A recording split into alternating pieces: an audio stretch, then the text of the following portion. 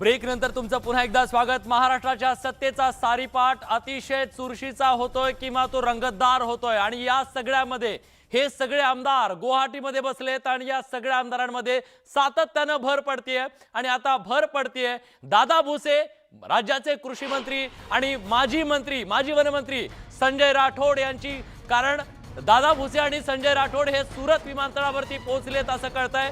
सुरतहून दोघेही गुवाहाटीला जाणार आहेत। शिवसेनेसाठी एकानंतर एक धक्के। याच्या आधी गुलाबराव पाटील मंत्री गेले, पाणी पुरवठा मंत्री, त्यानंतर आज कृषी मंत्री जात आहेत आणि आता माजी वनमंत्री राठोड सुद्धा जात आहेत। या सगळ्याबद्दल बोलण्यासाठी विशाल पाटील आपले प्रतिनिधी आता आपल्या सोबत आहेत। आमदारांची संख्या वाढत चाललेली आहे। विशाल, प्रश्न हा आहे, जे मंत्री माजी मंत्री कालपर्यंत शिवसेनेच्या सोबत होते, शिवसेनेच्या ताब्यात होते, सुटले कसे, सुरतला गेले कसे? विलास, हा खरं तर शिवसेना नेतृत्वालाच मोठा धक्का म्हणावा लागेल। कारण का आपण पाहतोय शिवसेनेच्या महत्त्वाच्या बैठकांमध्ये दादा भुसे आणि संजय राठोड हे सहभागी होते। त्यानंतर दादा भुसे आणि संजय राठोड हे सुरतला निघाले। आता सुरतवरून ते चार्टर्ड विमानानं गुवाहाटीला निघाल्याची माहिती सुद्धा आता आपल्याला मिळते। म्हणजे संजय राठोड आणि दादा भुसे हे आता गुवाहाटीला निघालेले आहेत। एकंदरीत जर पाहायला गेलं तर काल वर्षा बंगल्यावरती पहिला बैठक झाली, त्यानंतर मातोश्रीवरती काही खलबती जी ही सकाळच्या सत्रामध्ये झाली। या बैठकींना स्वतः दोघंही हे सहभागी होते। दादा भुसे सुद्धा या बैठकींमध्ये होते, संजय राठोडही या बैठकांमध्ये सहभागी होते। आणि आज त्यांनी जे आहे ते एकीकडे मुख्यमंत्र्यांनी भावनिक आवाहन केलं आणि दुसरीकडे हे दोघंही जण जे आहेत हे एकनाथ शिंदेंच्या गटाला आता जाऊन मिळणार आहे। त्यामुळे एकंदरीत जर पाहायला गेलं तर शिवसेनेचे मुंबईतले असलेले आमदार सुद्धा जे आहेत, ज्यांना सुरक्षेच्या दृष्टीने एका हॉटेलमध्ये ठेवण्यात आलं होतं, मात्र हे दोन्ही आमदार जे आहेत, ठीक आहे विशाल, हे सगळं चक्रावून टाकणार आहे। मुंबईमध्ये शिवसेनेच्या ताब्यात असलेले हे जर आमदार गुवाहाटीला इतके सरळ जात असतील तर प्रश्न अनेक निर्माण करणारे आहेत। प्रश्न हा सुद्धा आहे, एकनाथ शिंदे गटाची समजूत काढण्यासाठी मुंबईमधून रवींद्र फाटक आमदार कुठे गेले? सुरतला गेले। पण आता जे रवींद्र फाटक एकनाथ शिंदेंची समजूत काढण्यासाठी गेलेले होते सुरतला, ते एकनाथ शिंदेंच्या गटाची समजूत काढणारे रवींद्र फाटक आता गुवाहाटीला जाणार आहेत। शिवसेना नेतृत्वाची पकड ढिली झाली आहे का आता पूर्णपणे, हा प्रश्न निर्माण होतोय। रवींद्र फाटक हे दूत बनलेले होते उद्धव ठाकरे यांचे आणि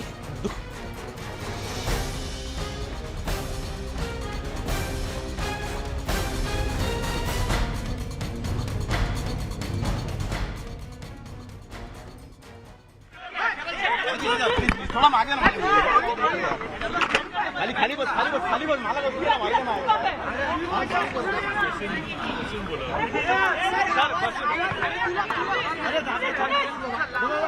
राम रे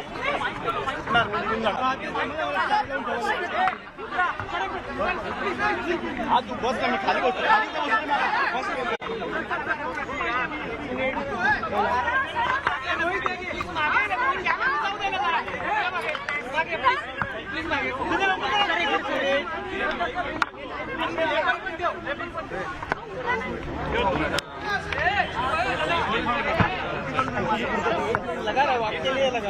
काँग्रेसचे अध्यक्ष शरद पवार हे आता माध्यमांच्या समोर आलेले आहेत। शरद पवार हे या राजकीय संकटातून महाविकास आघाडी सरकारला बाहेर काढू शकतील का, हा प्रश्न आहे। त्याचं कारण आज महाविकास आघाडी सरकारचे आधारस्तंभ असलेले शरद पवार हेच आता एक आशेचं केंद्र आहेत महाविकास आघाडी सरकारसाठी।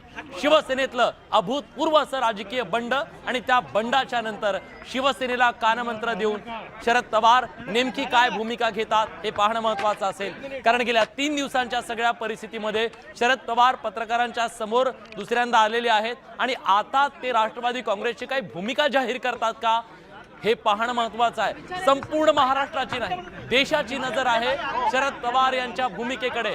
कारण महाविकास आघाडी सरकार जे शरद पवार यांच्या नेतृत्वाखाली महाराष्ट्रात स्थापन झालं, त्या शरद पवार यांचं हे सरकार आज अतिशय संकटात सापडलेलं आहे, चक्रव्यूहात सापडलेलं आहे। राजकीय सारीपाटावरचे चाणक्य म्हणून ओळखले जाणारे शरद पवार या सारीपाटावर नेमकी काय चाल चालतात हे पाहणं महत्त्वाचं असेल। कुठला डाव टाकतात ऐकूया।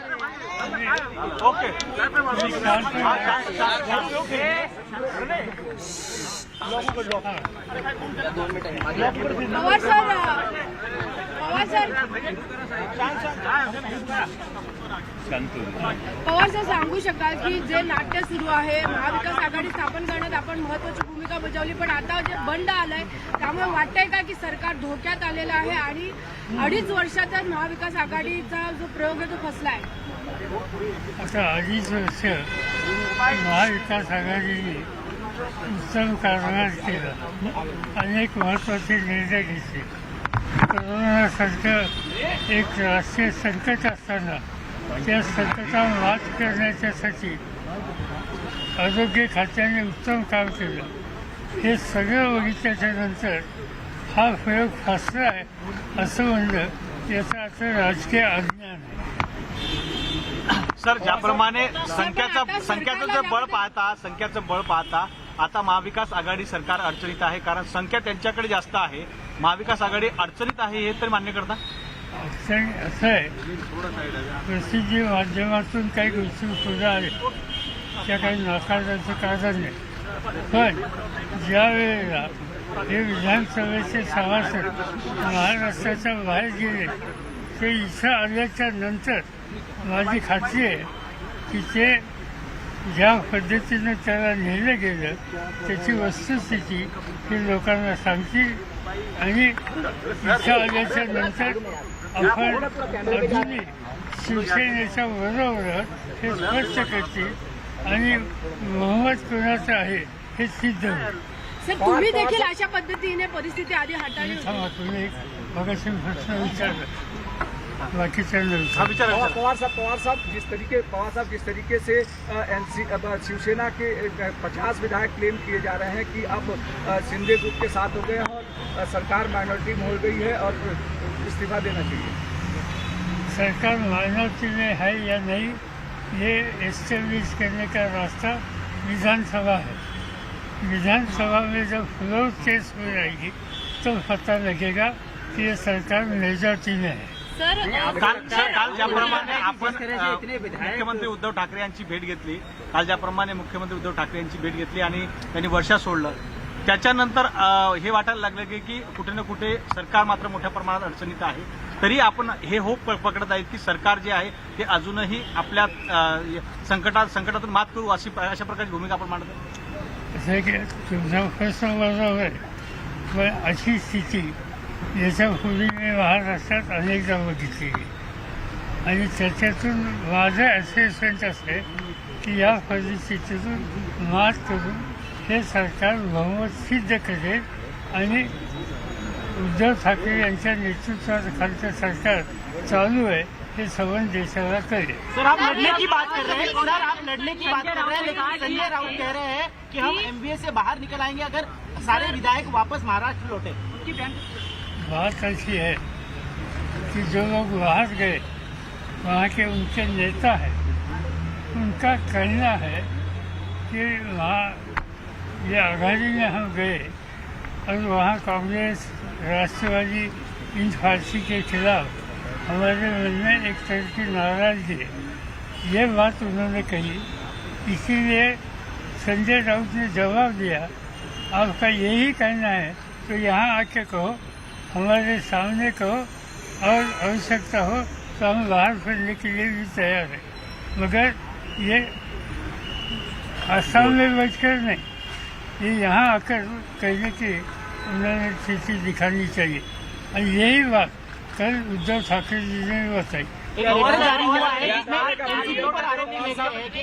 गृह मंत्रालय का फेलियर मानते हैं कि इतने सारे मंत्री, इतने सारे नेता, विधायक एक साथ निकल के सूरत चले जा रहे हैं, सरकार को या मिनिस्ट्री को इस बात की भनक नहीं लगी कि सूरत सारे 40-50 लोग साथ में जा रहे हैं? नहीं, इससे कोई किसी का फेलियर इसका असेसमेंट करने का आज टाइम नहीं, वो उचित समय पर करेगा. भाजप आहे असं वाटत नाही, या मागं भाजप आहे असं वाटत नाही असं अजित पवार आता म्हणाले. असे अजित पवारांनी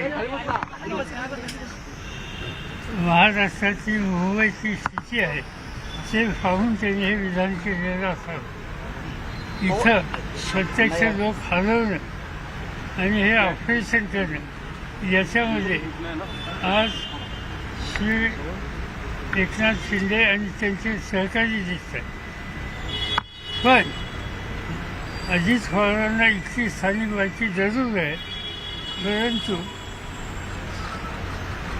गुजरात आणि आसाम इथली परिस्थिती आम्हा लोकांना अधिक माहिती राज्याच्या बाहेरची.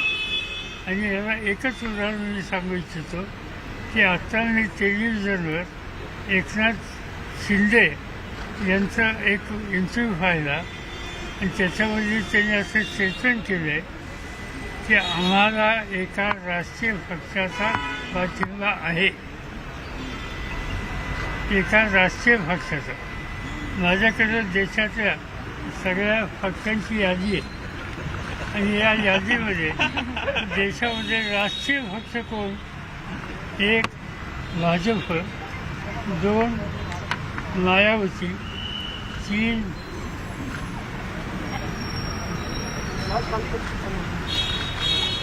कम्युनिस्ट पार्टी CPI, चार CPM, पाच इंडियन नॅशनल काँग्रेस सोनिया गांधी आणि सहा राष्ट्रवादी काँग्रेस पार्टी. ही सहा अधिकृत इलेक्शन कमिशननी प्रसिद्ध केलेली यादी आहे. आता तुम्हीच बघा की CPI, CPM, काँग्रेस या सगळ्या राष्ट्रवादी या सगळ्यांच्या ह्याच्यात हात आहे का? याचा कोणी याच्यात फाटीवर देणार असेल का? मग जे नाहीत हे याचा तुम्ही विचार केला तर आहेच कोणही सांगण्याची गरज लागत नाही. दुसरी गोष्ट अशी आहे की सुरतला आणि आसामला जी व्यवस्था करणारे लोक आम्हाला दिसते ते अजित पवारांच्या परिचयाचे आहेत असं मला वाटत नाही, पण माझ्या परिचयाचे आहेत. उदाहरणार्थ सुरतला भारतीय जनता पार्टीचे राज्याचे अध्यक्ष शिवस पाटील मराठीग्रस्त आहेत, ते तिथले अध्यक्ष आहेत, ते पार्लमेंटचे मेंबर आहेत, संसदेमध्ये आम्हाला मिळतात. त्यांचा सहभाग असेल याचा अर्थ काय समजायचा? आणि दुसरी गोष्ट अशी की आसाममध्ये सवन व्यवस्था ही करण्याच्यामध्ये तिथलं राज्य सरकार अतिशय ॲक्टिव्ह आहे. तिथलं राज्य आज भारतीय जनता पार्टीच्या हातात आहे. त्यामुळं वस्तुस्थिती काही स्पष्ट होते. तिथं कोण आहे नाही हे सांगण्याची गरज नाही, नावं घेण्याची गरज नाही. इथं कुणी दिसत नाही, पण तिथं जे दिसत आहेत त्याच्यातून कोण आहे हे तुम्हाला लोकांना समजेल.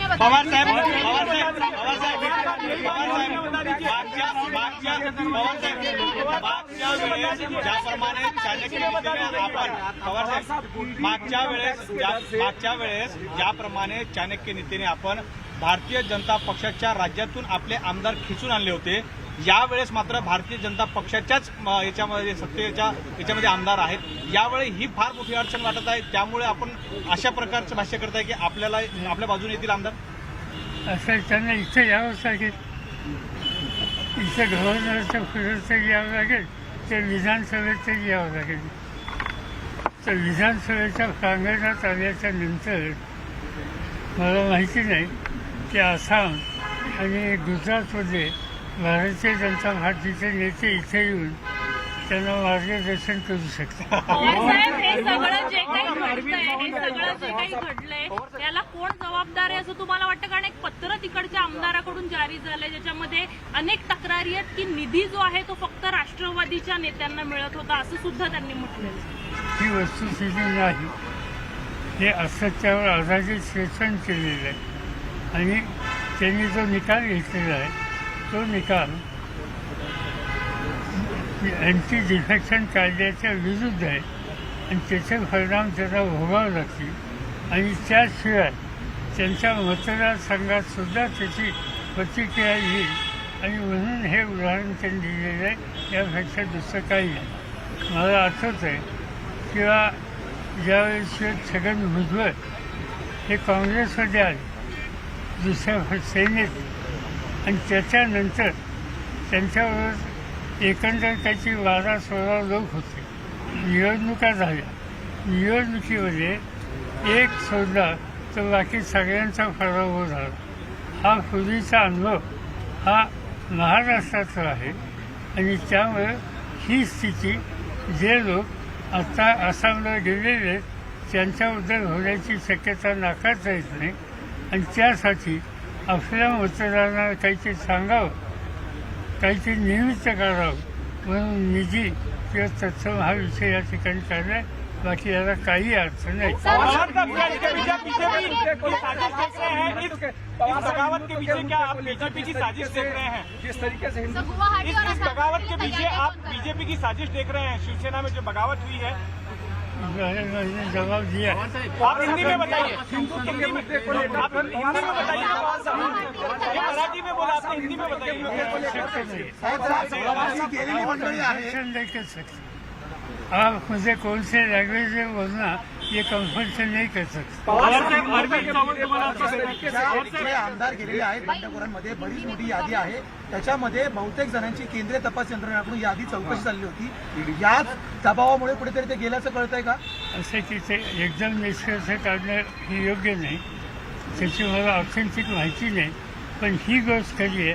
त्याच्यातल्या काही लोकांची वेगवेगळ्या ज्या एजन्सीज आहेत चौकशी करणारी त्यांच्यावर चौकशी चालू आहे किंवा होती आणि त्याचा परिणाम हा त्यांच्यावर काहीतरी झाला नसेल असं म्हणता येणार नाही. पवार साहब हिंदुत्व के मुद्दे को लेकर जिस तरीके से वहां से कहा जा रहा है कि हिंदुत्व शिवसेना का समाप्त हो जाएगा अगर एनसीपी और कांग्रेस के साथ रहेंगे और ईडी का दबाव, दोनों चीजों को आप कैसे देख रहे हैं? इसलिए ये बात है कि 2.5 साल ये जो कहते हैं वो एनसीपी और कांग्रेस के साथ थे.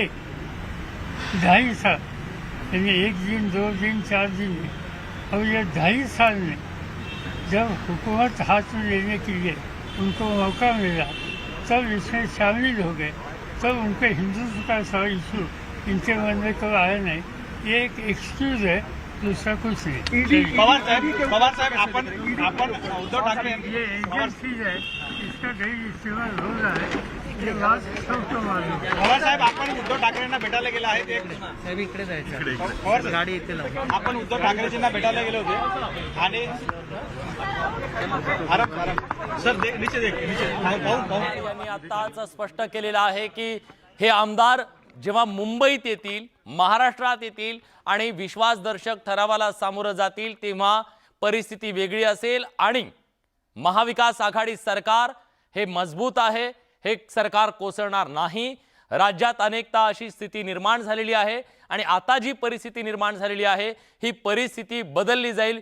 शरद पवार यांनी स्पष्टपणे हे सुद्धा सांगितलेलं आहे की या संपूर्ण बंडाच्या मागे भाजपचा सुद्धा हात आहे. व्हिडिओच्या नंतर त्यांनी एकनाथ शिंदे यांनी जे सांगितलं की मला राष्ट्रीय पक्षाचा पाठिंबा आहे. शरद पवार यांनी यादी वाचून दाखवली जे राष्ट्रीय पक्ष आहेत देशातले. मग भाजपचा पाठिंबा एकनाथ शिंदे यांना आहे का? आणि सुरतच्या भूमीवरून, गुवाहाटीच्या भूमीवरून जी मदत केली जाते त्याच्या संदर्भात सुद्धा त्यांनी सवाल उपस्थित केला. आज आपण सत्तेच्या या सारीपाठावर संकटात सापडलेल्या शिवसेनेच्या समोर नेमकं काय काय वाढून ठेवलंय या सगळे अपडेट जाणून घेणार आहोत अभूतपूर्व अशा सत्ता नाट्यामध्ये. पण सुरुवातीला एक महत्त्वाची बातमी. अजित पवार यांचं भाजप प्रेम अजूनही कमी झालेलं नाहीये का हा सवाल निर्माण करणारी बातमी. कारण उपमुख्यमंत्री अजित पवार यांनी या संपूर्ण सत्ता नाट्याच्या मागे भाजप नसेल असं वाटतं मला असं म्हणत एक प्रकारे भाजपला क्लीन चिट दिली आहे का हा प्रश्न निर्माण झालेला आहे. अजित पवार यांनी पत्रकार परिषद घेतली त्यावेळी पत्रकारांनी त्यांना प्रश्न विचारला की या सत्ता नाट्याच्या मागे भाजप आहे का, तेव्हा अजित पवार यांनी उत्तर दिलं.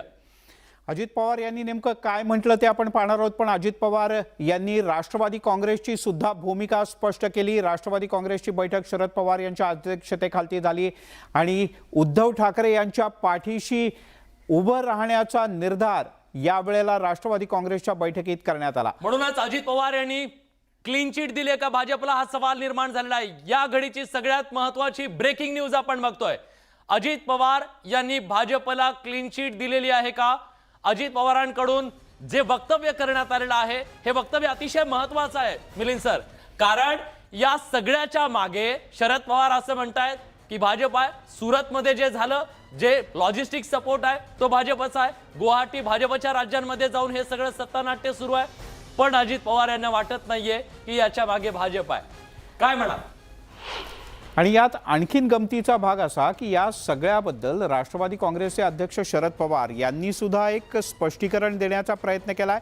थोडीशी अजित पवार यांची लंगडी पडलेली बाजू सावरून घेण्याचाही शरद पवार यांनी प्रयत्न केला. किंवा अजित पवारांना माहिती नाहीये. आणि महाराष्ट्राच्या दृष्टिकोनातनं अजित पवार यांनी हे म्हटलं असं विधान करत भाजपच कसा या पाठीमागे आहे हे शरद पवार यांनी पत्रकारांशी बोलताना अधोरेखित करण्याचा शरद पुरेपूर पवारांनी प्रयत्न केला. किती सांगितलं तरी अजित पवारांच्या मनात भाजपविषयी आजही किती सॉफ्ट कॉर्नर आहे हे दर्शवण्याचा प्रयत्न झाला का? हे दिसलं का आज महाराष्ट्राला? पाहूयात अजितदादा काय म्हणाले ते.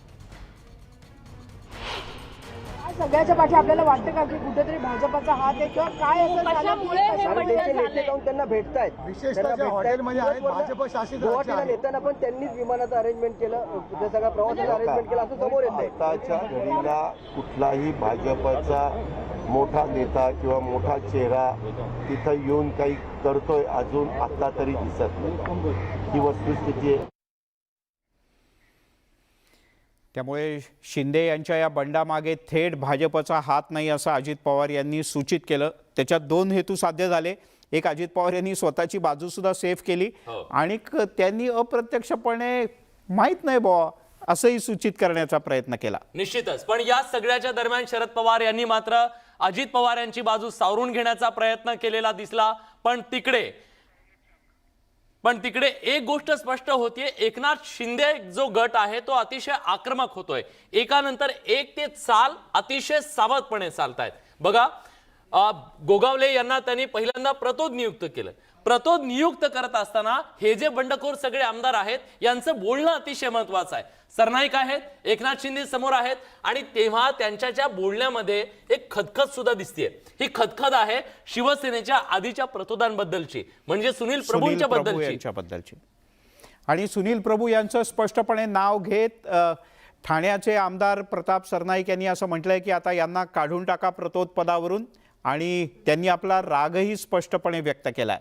आणि आता एकानंतर एक डाव टाकले जात आहेत. हे तांत्रिक ज्या बाजू आहेत, तांत्रिक बाबींमध्ये कुठेही आपण अडकणार नाहीत याची पूर्ण सावधपणे काळजी घेतली जाते.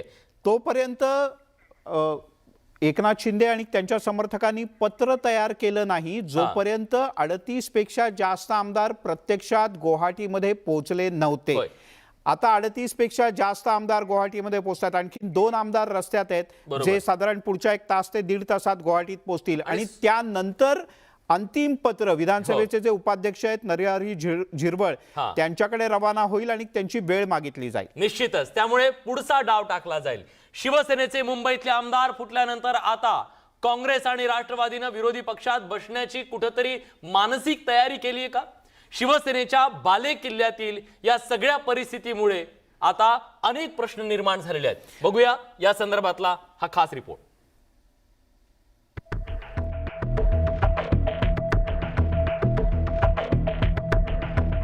शिवसेनेचे बंडखोर नेते एकनाथ शिंदे यांच्या गोटात मोठ्या संख्येनं आमदार जमा होत आहेत. त्यामुळे महाविकास आघाडी सरकार पडणार असल्याची दाट शक्यता आहे. सद्य परिस्थितीत पडणारे राजकीय फासे राज्य सरकारच्या विरोधात आहेत. त्यामुळे काँग्रेसनं आता विरोधी पक्षामध्ये बसण्याची मानसिक तयारी सुरू केली आहे. तर सुरू असलेल्या घडामोडींवर राष्ट्रवादी काँग्रेसच्या आमदारांनी सुद्धा नाराजी व्यक्त केली आहे. आम्ही आघाडी म्हणून तर अजून आहोत. आमचं शेवटी एकत्र आलो होतो. आघाडी आमची आहेच आहे आणि त्यामुळं आता बाकी विषय नाही. समजा काही परिस्थिती निर्माण वेगळी झाली तर शेवटी विरोधी पक्षात बसण्याची तयारी तर आमची पूर्वी होती. विरोधी पक्षात बसण्यामध्ये आम्हाला काही अडचण नाही. महाविकास आघाडीतल्या घटक पक्षांना सरकार टिकेल याची खात्री राहिलेली नाही. मात्र प्रकाश आंबेडकर यांना महाविकास आघाडीचं सरकार टिकेल असं वाटतंय. एकनाथ शिंदे यांच्या पाठिंब्यावर भाजप सरकार बनवणार नाही असंही प्रकाश आंबेडकर म्हणाले. आम्ही राष्ट्रवादी बरोबर जाणार नाही, काँग्रेस बरोबर जाणार नाही. त्याच्यामुळे दरवाजे बंद केलेले. ज्यांच्याकडे आमदार आहेत त्यांच्याकडे. तेव्हा राहिलं शेवटी कोण तर BJPच राहिलं. तेव्हा BJP सरकार फॉर्म करू आपण. तुम्हाला मुख्यमंत्री व्हायचं असेल तुम्ही व्हा, पण मर्ज करा ही अट घालू शकते असं मी त्या ठिकाणी सजेस्ट केलेलं आहे. एकनाथ शिंदे गटाकडे जास्त आमदार असल्यानं सत्तेचा लोलक कोणाकडे सरकतो हे लवकरच स्पष्ट होईल. मात्र घटक पक्षातील चलबिचल बरंच काही सांगून जाते. परिणामी आगामी काळात मोठ्या घडामोडी घडणार यात काहीच शंका नाही. Bureau report, news 18 Lokmat. तेव्हा आघाडी सरकारमधले शिवसेनेच्या बरोबरचे जे बाकीचे घटक पक्ष आहेत त्यांनी मानसिक तयारी केलेली आहे विलास, की आता पुढच्या काही तासांमध्ये राज्यातलं हे महाविकास आघाडीचं सरकार कोसळणार. पण कोणी थेटपणे मानायला तयार नाही, कारण सगळेजण पाहतायत आणि की दाखवायलाही तयार नाही अशी परिस्थिती आहे. पण बघा, ज्या बडव्यांच्या बद्दल बंडखोर आमदार बोलतायत, संजय शिरसाट यांनी जे आज मुख्यमंत्र्यांना पत्र लिहिलं, हे पत्र एकनाथ शिंदे यांनी ट्विट केलं. सर्व शिवसैनिकांची हीच भावना आहे असं सांगत त्यांनी बडव्यांचा विषय काढला. बडव्यांचा विषय शिवसेनेत पहिल्यांदा निघाला नाही, याच्या आधी राज ठाकरेंनी सुद्धा काढला होता. मातोश्रीवरचे बडवे कोण असू शकतात? तर एक मिलिंद नार्वेकर असू शकतात, दुसरे संजय राऊत असू शकतात, तिसरे अनिल परब असू शकतात आणि चौथे वरुण सरदेसाई असू शकतात, ज्यांचं राजकीय वजन गेल्या काही वर्षांमध्ये सातत्यानं वाढताना आपण बघितलेलं आहे. म्हणूनच केवळ एवढंच नाही विलास, जर का ही वस्तुस्थिती आहे की जर का उद्धव ठाकरे यांना भेटायचं असेल तर या चौघांना विषय कानावर घातल्याशिवाय किंवा त्यांना पटल्याशिवाय उद्धव ठाकरे यांची वेळ मिळत नाही, हे सुद्धा काही प्रमाणात वास्तव. आणि मग आमदार तेच म्हणतायत की मातोश्रीच्या बाहेर नाही तर वर्षाच्या बाहेर दिवस आम्ही थांबलो, पण आम्हाला वेळ मिळाली नाही. आमची कामं करण्यासाठी मुख्यमंत्री मंत्रालयात आले नाहीत, त्यामुळे ही सगळी खदखद आहे. आणि आपण तो व्हिडिओ पाहूयात. शिरसाट यांनी बोलून दाखवली. माननीय श्री उद्धव ठाकरे साहेब, आमचा विठ्ठल हिंदू हृदय सम्राट शिवसेना प्रमुख श्रीमान बाळासाहेब ठाकरे साहेबांना वंदन करून हे पत्र लिहितोय. पत्रास कारण की काल वर्षा बंगल्याची दारं खऱ्या अर्थानं सर्वसामान्यांसाठी उघडली. ही दारं गेली 2.5 वर्ष शिवसेनेचे आमदार म्हणून आमच्यासाठी बंदच होती. बंगल्यात प्रवेश करण्यासाठी विधान परिषद आणि राज्यसभेत आमच्या जीवावर जाणाऱ्या बडव्यांची मनधरणी करायला लागत होती. हेच सो कॉल्ड बडवे आम्हाला डावलून राज्यसभा आणि विधान परिषद निवडणुकीची रणनीती ठरवत होते. त्याचा निकाल काय लागला हे अवघ्या महाराष्ट्राने पाहिलंच आहे. शिवसेनेचा मुख्यमंत्री असताना स्वपक्षीय आमदार म्हणून वर्षा बंगल्यात आम्हाला कधीही थेट प्रवेश मिळाला नाही. मंत्रालयात 6व्या माळ्यावर मुख्यमंत्री सर्वांना भेटतात, पण आमच्यासाठी तर 6व्या माळ्याचाही प्रश्न आला नाही, कारण तुम्ही मंत्रालयात कधी गेलाच नाही. मतदारसंघातील कामांसाठी, इतर पत्रांसाठी, वैयक्तिक अडचणींसाठी सीएम साहेबांना भेटायचंय अशी अनेक वेळा विनवणी केल्यानंतर वर्षा बंगल्यावर तुम्हाला बोलवलंय असा निरोप बडव्यांकडून यायचा, पण तासनतास बंगल्याच्या गेटवर उभं ठेवलं जायचं.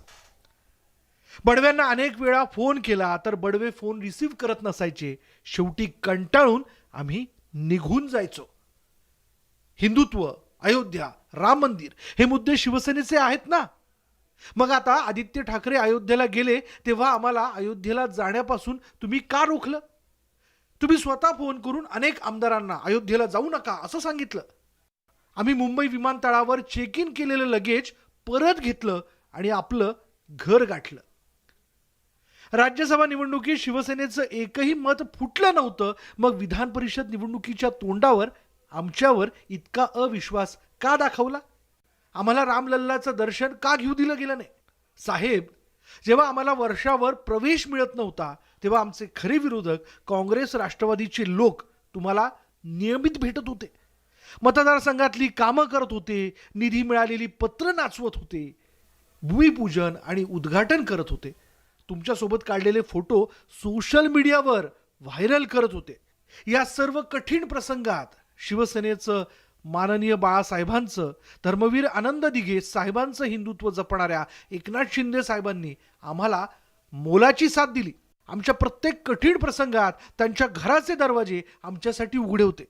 आजही आहेत आणि उद्याही राहतील या विश्वासापोटी आम्ही शिंदे साहेबांसोबत आहोत. काल तुम्ही जे काही बोललात, जे काही झालं ते अत्यंत भावनिक होतं, पण त्यात आमच्या मूळ प्रश्नांची उत्तरं कुठेच मिळाली नाहीत.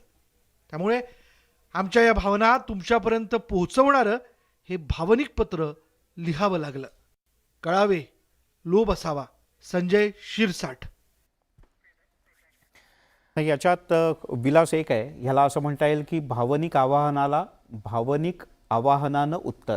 एक पण प्रकारे. हे उत्तर एकाने जरी दिलेलं असलं, ही जी आमदारांची सगळी रांग आहे, या सगळ्यांचं म्हणणं हेच आहे की आज शिवसेना नेतृत्वाकडून आपल्यावरती अन्याय झाला, आपल्याला वेळ दिला गेला नाही, शिवसेनेचं खच्चीकरण झालं आणि या सगळ्यामुळे बंडाचा झेंडा फडकावत हे सगळेजण 2500 किलोमीटरवरती जाऊन आज शिवसेनेला सरकारला आव्हान दिलं. आणि हे एवढेच नाहीत विलास, याच्यात आणखी एक 3-4 जणांची भर पुढच्या काही तासात पडणार असं दिसतंय. 2 जणांची तर नावं माहिती आहेत, पण एक बातमी अशी सुद्धा आहे की चंद्रकांत पाटील जे आता गुवाहाटीच्या दिशेने निघालेले आहेत, त्यांच्यासोबत आणखीन काही जण आहेत. आता दादा ते भुसे, कोण आहेत ते कळायला दादा मार्ग नाही. भुसेंचं नाव समोर आलं, जे कृषी मंत्री आहेत आणि माजी वनमंत्री राठोड सुद्धा सुरतला पोहोचलेत अशी बातमी आहे. या सगळ्यामध्ये नव्यानं जो विषय निर्माण झालाय तो म्हणजे शिवसेना विरुद्ध शिवसेना.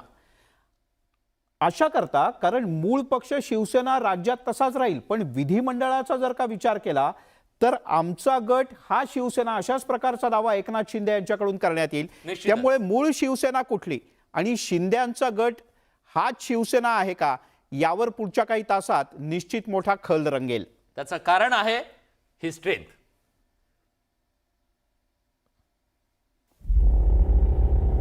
शिवसेना जमलेल्या माझ्या तमाम हिंदू बांधवांनो, भगिनी मातांनो, 5.5 दशकांपूर्वी शिवसेना प्रमुख बाळासाहेब ठाकरेंनी स्थापन केलेली शिवसेना आता फुटीच्या उंबरठ्यावर आली आहे.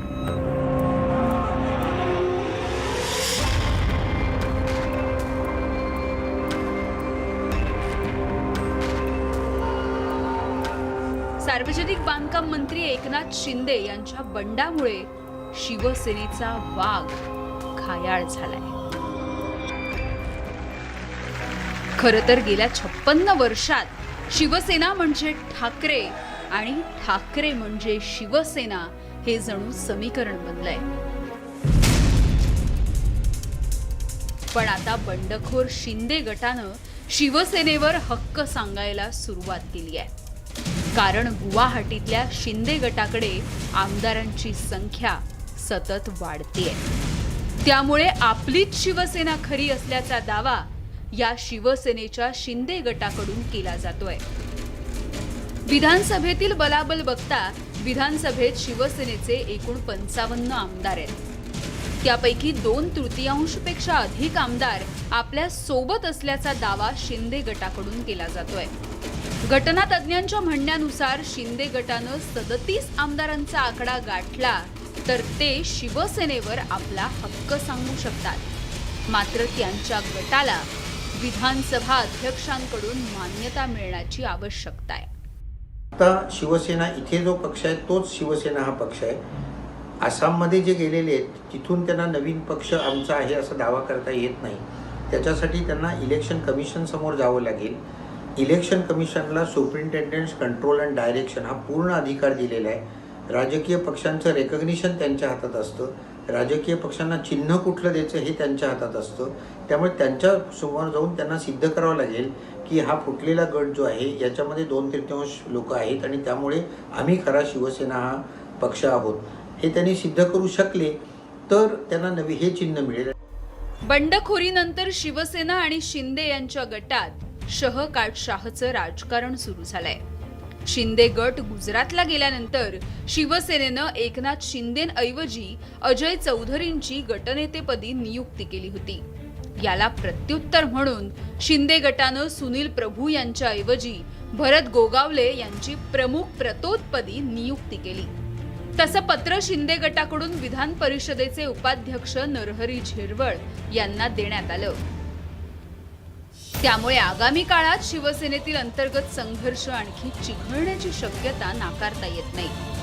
तसंच शिवसेनेचं धनुष्यबाण हे निवडणूक चिन्ह कुणाला मिळणार अशी सुद्धा चर्चा राजकीय वर्तुळात रंगू लागली आहे. Bureau report, news 18 Lokmat. तेव्हा शिवसेना विरुद्ध शिवसेना असा वाद सभागृहाच्या बाहेर तर निश्चितपणे रंगेल, पण सभागृहात सुद्धा रंगेल. आणि आता या सगळ्यामध्ये नवा ट्विस्ट आलाय, तो म्हणजे अजित पवार यांच्या भूमिकेमुळे. अजित पवार यांचं बंड आज अनेकांना आठवत आहे. त्याचं कारण म्हणजे अजित पवार यांनी आता भाजपला क्लीन चिट दिली आहे. अजित पवार यांना भाजपच्या प्रेमाचं पुन्हा भरतं का आलंय असा प्रश्न अनेकांना पडलाय. सध्या राज्यात राजकीय सत्ता नाट्य सुरू आहे, त्याच्या मागे भाजप नाही असं अजित पवारांना वाटतंय. अजित पवार भाजपला ही क्लीन चिट का देत आहेत हा सवाल सुद्धा आज अनेकांच्या मनात निर्माण झालाय. आणि याच संदर्भात बोलण्यासाठी आपल्यासोबत आहेत ज्येष्ठ पत्रकार आणि राजकीय विश्लेषक विजय चोरमारे. विजय सर, स्वागत आहे आपलं न्यूज 18 लोकमतमध्ये. तुमची पहिली थोडक्यात प्रतिक्रिया काय? अजित पवार यांचं भाष्य तुम्ही ऐकलं असेल. थेट प्रश्न विचारला होता, या पाठीमागे भाजप आहे का? आणि त्यांनी थेट असं म्हटलं की यामागे भाजप आहे असं मला वाटत नाही. अजित पवारांचं ते वक्तव्य ऐकल्यानंतर एक गोष्ट लक्षात येते की त्यांनी असं म्हटलेलं आहे की मला आतापर्यंत इथं कुठंही या एकूण चित्रात भारतीय जनता पक्षाचा एक कुणी चेहरा असा दिसलेला नाही. म्हणजे गेल्या काही दिवसातलं आपण अजित पवारांची वक्तव्य बघितलं तर एक गोष्ट लक्षात येते की अजित पवारांनी कधी अलीकडे वादग्रस्त वक्तव्य करणं टाळलेलं आहे. म्हणजे राजकीय संदर्भात अगदी नवाब मलिक काही एनसीबी विरोधात भूमिका घेत होते किंवा नंतरही काही विषय निर्माण झाले, त्यावेळी अजित पवारांनी कोणत्याही वादग्रस्त विषयावर बोलणं टाळलेलं आहे. अर्थात आजचं विधान हे मला वाटतं त्याच एका भूमिकेतून आपण कशाला ज्यांचं चाललेलं आहे शिवसेना आणि भाजपचं राजकारण चाललेलं आहे किंवा शिवसेनेचा अंतर्गत प्रश्न आहे, आपण त्यात कशाला काय वेगळं करा, भाजपचं नाव आपण कशाला भाजपवर दोघांचं चाललंय, आपण काही त्याच्यात पडा कशाला? का आपल्या नातेवाईकांच्या मागे गेल्या काही काळापासून ईडीचा फेरा लागला होता, स्वतः अजितदादा यांना सुद्धा बोलावणार का वगैरे इथपर्यंत स्थिती आली होती. बारामतीत त्यांच्या बहिणीच्याकडे अनेक ठिकाणी अशा चौकशा झाल्या होत्या. त्याची अजून टेन्शन, त्याची अजून भीती अजितदादांच्या मनात आहे. नाही, मला भीतीचं काही कारण वाटत नाही. ते एक सहज केलेलं विधान होतं असं दिसतंय मी ते विधान प्रत्यक्ष ऐकलं. ते त्यांचं त्यावेळची बॉडी लँग्वेज, त्यांना विचारलेला प्रश्न, त्या प्रश्नात त्यांनी दिलेलं नेमकं उत्तर, तर आपण या वादात आपल्या बाजूने भारतीय जनता पक्षाला कशाला ओढा, हा त्यांच्या एक या सगळ्या वादापासून अलिप्त राहण्याचा प्रश्न तोच निर्माण होतो. अजितदादांना जर भाजपला या वादात ओढावं असं का वाटत, ओढू नये असं वाटत असेल तर याचा अर्थ त्यांचं पहाटेच्या पासूनचं ते प्रेम अजून सुद्धा कायम आहे असं मानायचं का? कारण सातत्यानं गेल्या 2.5 वर्षाच्या काळात सुद्धा कधी त्यांनी भाजपवर तुटून पडलेत ते असं दिसलेलं नाहीये. आणि बरोबर आहे. आता याला आपण प्रेम म्हणायचं की भाजपची भीती म्हणायचं हे आता प्रत्येकाचं वेगवेगळं मत असू शकतं. त्यामुळे अजित पवारांच्या या वक्तव्याच्या पुढची भूमिका शरद पवारांनी आज स्पष्ट केलेली आहे. म्हणजे कधीही व्यक्तिगत आपण अजित पवारांच्या वक्तव्यासंदर्भात चर्चा करतोय खरं आहे.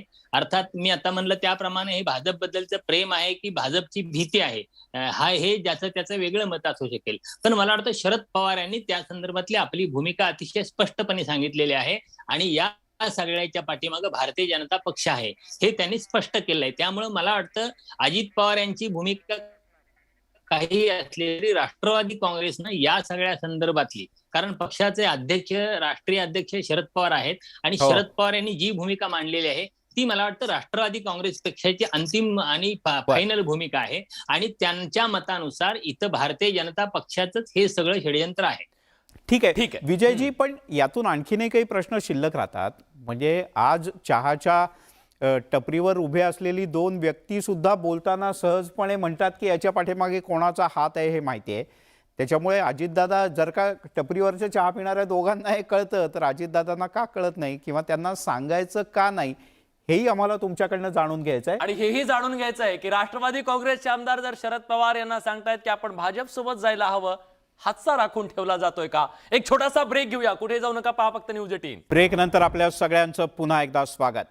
न्यूज 18 लोकमतवर तुम्ही पाहताय महाराष्ट्रातला सर्वात मोठा सत्ता संघर्ष, अभूतपूर्व असा शिवसेनेतलं राजकीय बंड आणि त्याचे राजकीय पडसाद, संकटात सापडलेले शिवसेना, महाविकास आघाडी सरकार आणि त्याचे वेगवेगळे कंगोरे, सगळे अपडेट्स न्यूज 18 लोकमतवर, महाराष्ट्रातल्या सर्वात मोठ्या स्टुडिओतून. आणि विलास, सत्तेच्या या सारीपाटामध्ये असंतोषाचे जनक नेमके कोण याची सुद्धा एक मोठी चर्चा रंगतेय. मगाशी ज्याचा तू उल्लेख केला होतास की एक पत्र काहीसं भावनिक अशा प्रकारचं बंडखोर आमदारांनी लिहिलं आणि त्यात एकनाथ शिंदे यांनी सुद्धा आपल्याशी परवा बोलताना म्हटलं होतं की आमचा वाद विठ्ठलाशी नाहीच आहे, तर आमचा वाद बडव्यांशी आहे. होय. आणि ते बडवे कोण आहेत तर त्याचाही मगाशी आपण उल्लेख केला होता. तर हे मिलिंद नार्वेकर आहेत का, हे आणखीन कोण आहेत का? आणि दुसरी एक गोष्ट याच्यामध्ये आहे की या बंडोबांचा जो राग आहे तो अजित पवारांवर सुद्धा आहे.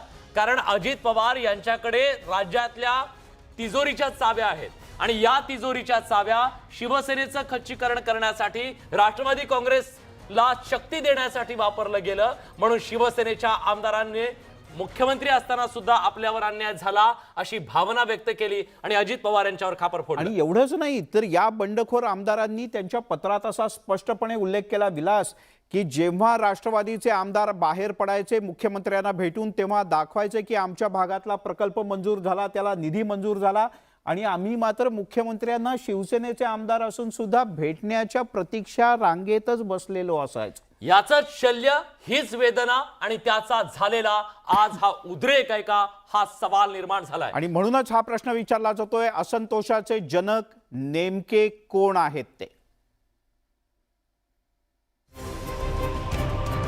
राज ठाकरेंनी 2006 मध्ये शिवसेना सोडताना बडव्यांवर निशाणा साधला होता.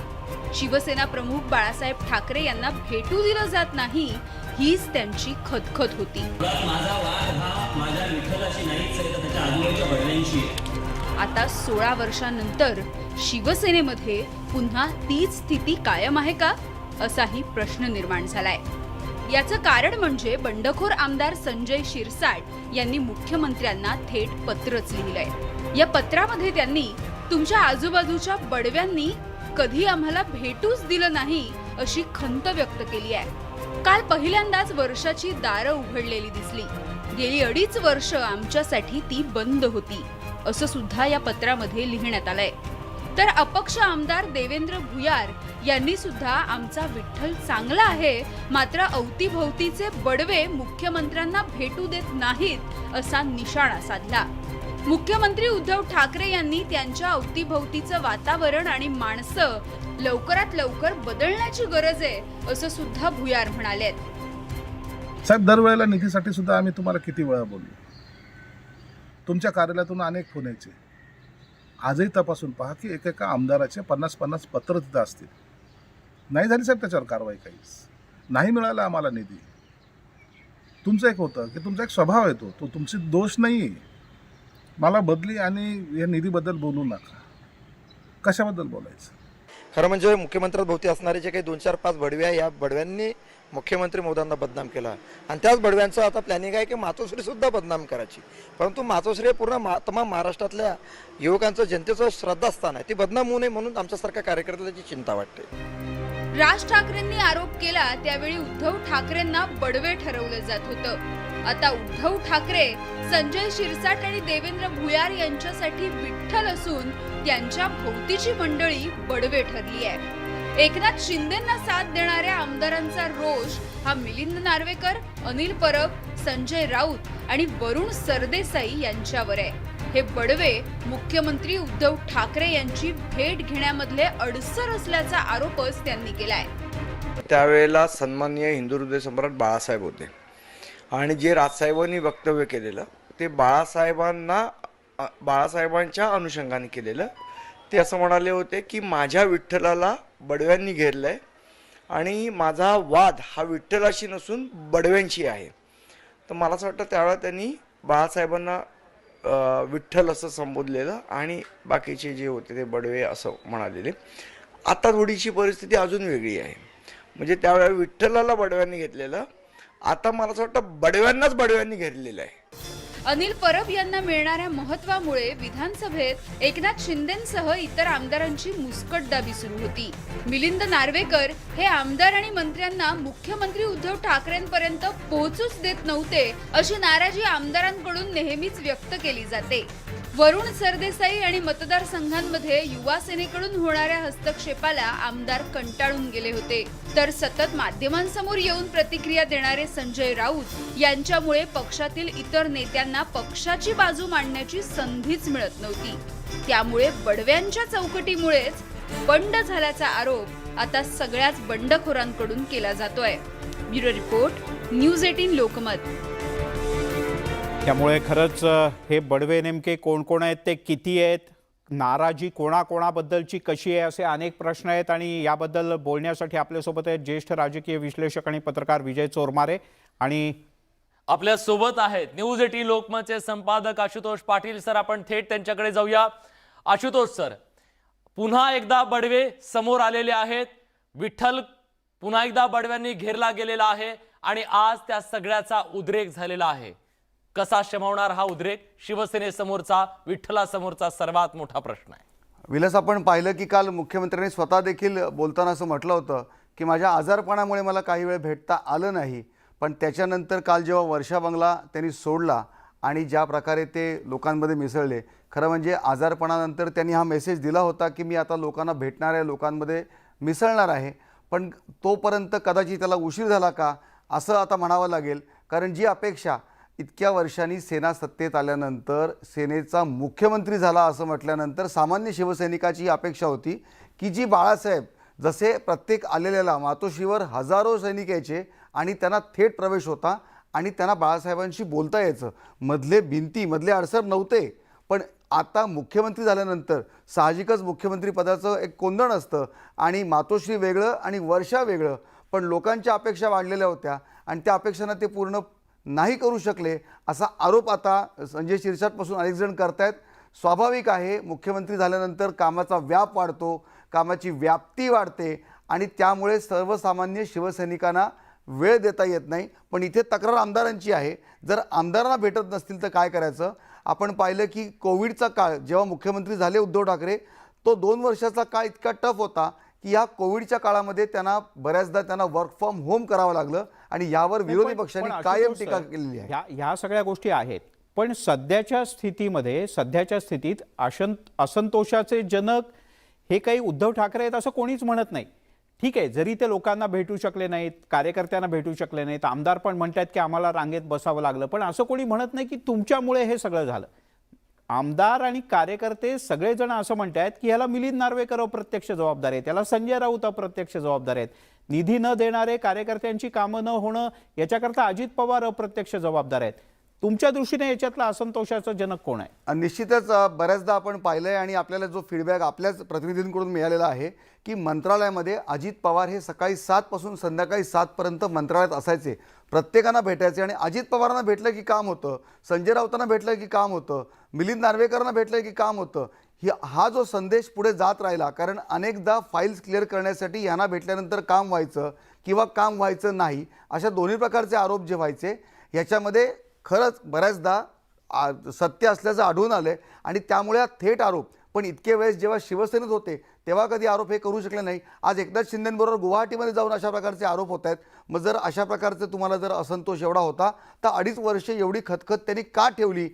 का त्यांनी या प्रकारे खुलेपणाने सांगितलं नाही की आता काही वेगळ्या दडपणातून आणि काही वेगळ्या राजकीय गणितामधून आरोप होत आहेत, हे देखील बघावं लागेल. नाही, पण सर याच्या आधी सुद्धा शिवसेनेच्या विविध बैठकांच्या माध्यमातून शिवसेनेच्या आमदारांनी आपली ही खतखत बोलून दाखवलेली होती. मग शिवसेना नेतृत्व ती ओळखण्यामध्ये किंवा ते डॅमेज कंट्रोल करण्यामध्ये कमी पडलं का आणि म्हणून हा उद्रेक झाला का, असे अनेक सवाल आहेत. तुम्ही सोबत राहा सर, आपल्यासोबत विजय चोरमारे सर सुद्धा आहेत. एक छोटासा ब्रेक घेतोय.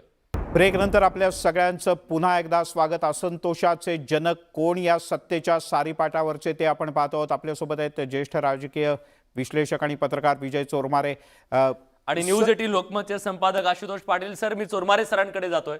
चोरमारे सर, आज उद्रेक झालाय, पण या आधी शिवसेनेच्या आमदारांच्या जेव्हा जेव्हा बैठका झाल्या तेव्हा तेव्हा त्यांनी आपल्या मनातली ही खतखत नेतृत्वापर्यंत पोहोचवली होती, त्यांना सांगितली होती. हे ओळखण्यामध्ये किंवा त्याच्यावर तातडीने पावलं उचलण्यामध्ये ते कमी पडले आणि त्या सगळ्याचा परिपाक हा उद्रेक आहे का? हे शिवसेना नेतृत्वाचं अपयश आहे का? या आता तुम्ही बोललेल्या सगळ्याच गोष्टी खऱ्या आहेत. म्हणजे शिवसेना आमदारांची नाराजी, आज संजय शिरसाट यांनी ज्या पत्रात गोष्टी लिहिलेल्या आहेत त्यातल्या बहुतांश गोष्टी खऱ्या आहेत. सगळ्यांना माहिती आहे की उद्धव ठाकरे यांच्याशी संपर्क साधणं हे त्यांच्या पक्षातल्या बड्या बड्या नेत्यांनाही एवढं सहज नाही किंवा ते संपर्कासाठी सहज उपलब्ध असत नाहीत. त्यामुळे हा संपर्काचा अभाव आहे. त्यातच पुन्हा त्यांच्या दृष्टीनं अडचणीची परिस्थिती ठरली ती कोविडची परिस्थिती आणि मधल्या काळातलं त्यांचंही दीर्घकाळचं आजारपण होतं. त्या दोन्ही गोष्टीमुळे त्यात पुन्हा आणखी आधीच उल्हासन त्यात फाल्गुन मासाची परिस्थिती झाली आणि जो काय थोडाफार एक संपर्काची शक्यता होती ती संपर्काची शक्यता या संपूर्ण दीड एक वर्षाचा 2.5 वर्षातला 1.5 वर्षाचा काळ मुख्यमंत्र्याशी संपर्कच होऊ शकला नाही अशी परिस्थिती गेली. आणि तिसरी गोष्ट जी संजय शिरसाट यांनी पत्रात म्हटलंय की आम्ही मातोश्रीवर जायचो पण ते राष्ट्रवादी काँग्रेसचे आमदार आतून भेटून यायचे आणि आम्हाला मात्र ताटकळत बसायला, हे मला काही खरं वाटत नाही. त्याचं कारण असं की मुख्यमंत्र्यांची संपर्काचं जे होतं ते सगळ्यांसाठीच अडचण होती, सगळ्याच पक्षांच्यासाठी होती. म्हणजे ते कुणाला तरी काँग्रेसच्या लोकांना भेटत होते, राष्ट्रवादीच्या लोकांना भेटत होते आणि शिवसेनेच्या आमदारांना भेटत नव्हते, अशी काही परिस्थिती होती असं मला वाटत नाही. पण चोरमारे सर, तुम्ही हे म्हणताय याच्यात तथ्यही आहे काही प्रमाणात. शेवटी भावनेच्या भरात काही वेळेला माणूस बोलत असतो, पण यासोबत हेही वास्तव आहे की अनेक वेळेला कामं मंजूर झाली ती काँग्रेस राष्ट्रवादीच्या आमदारांच्या मतदारसंघातली कामं जास्त मंजूर झाली आणि हे तर शिवसेनेच्या खासदारांनी आणि आमदारांनी जाहीरपणे बोलून दाखवलंय. महत्वाचे निर्णय किंवा महत्वाच्या घडामोडी होत होते त्यात एकनाथ शिंदे यांना विश्वासात घेतलं जात नव्हतं हे दिसतच होतं. म्हणजे ठाकरे परिवारानंतर ज्याला जनाधार आहे आता शिवसेनेतला सगळ्यात मोठा नेता म्हणजे एकनाथ शिंदे, असं असताना सुद्धा त्यांना पक्षाच्या निर्णय प्रक्रियेत डावललं जात होतं. ही त्यांच्या दृष्टीनं एक अपमानास्पद अशी गोष्ट होती आणि त्याच्या संदर्भात सातत्याने चर्चा होत होती. पण अर्थात केवळ त्याच कारणामुळे एकनाथ शिंदे यांनी बंड केलेला आहे या सगळ्याच्या पाठीमागं उद्धव ठाकरे यांचं उपलब्ध नसणं ही कारण आहेत हे असं म्हणता येत नाही. कारण याच्या पाठीमागची बंडाची एकनाथ शिंदे अगदी थोडक्यात म्हणजे नाराजी केवळ एकनाथ शिंदे यांची नाही तर प्रत्येक आमदाराची नाराजी आहे, म्हणजे सामूहिक नाराजी आहे शिवसेनेत असं म्हणता येत नाही. आता कसं होतं, एकनाथ शिंदे यांच्याबरोबर बरेचसे आमदार गेलेले आहेत, मग आपण का बंड केलेला आहे किंवा पक्षापासून का दुरावलोय याच्यासाठी प्रत्येक जण वेगळं कारण सांगेल. आता यामिनी जाधव सांगतील का आम्हाला ईडीची भीती आहे म्हणून आम्ही आलोय, किंवा प्रताप सरनाईक सांगतील का उघडपणे की मी मागच म्हटलं होतं की हा ईडीचा त्रास होतोय त्यामुळे आपण भाजप सोबत जावं. तर हे सगळे काहीतरी कारण सांगायला लागलेत, प्रत्येकाची कारण वेगळी आहेत. म्हणजे आपण जर लक्षात घेतलं तर यातले 5-7 लोक हे केंद्रीय यंत्रणांच्या त्रासामुळे गेलेले आहेत. काही लोक असतील जे लोक एकनाथ शिंदे यांच्याशी अत्यंत व्यक्तिगत जिव्हाळ्याचे संबंध असल्यामुळे त्यांच्या शब्दाखातर त्यांच्यासोबत गेले असतील. काही आता संजय शिरसाट म्हणतायत त्याप्रमाणे काही लोक असे मुख्यमंत्र्यांच्यावर नाराज झालेले असतील. त्यामुळे असे हे वेगवेगळे लोक आहेत आणि वेगवेगळे नाराज किंवा वेगळ्या कारणामुळे एकत्र, आणि मग काही लोक असतील ते आर्थिक प्रलोभन देऊन त्यांना घेतलं असू शकतं. हे सगळे नाराज होते मुख्यमंत्र्यांवरती आणि त्याच वेळी एकनाथ शिंदे मात्र एक विश्वास बनून शिवसेनेच्या या आमदारांसाठी उभे राहिले आणि आज ते चित्र दिसतंय.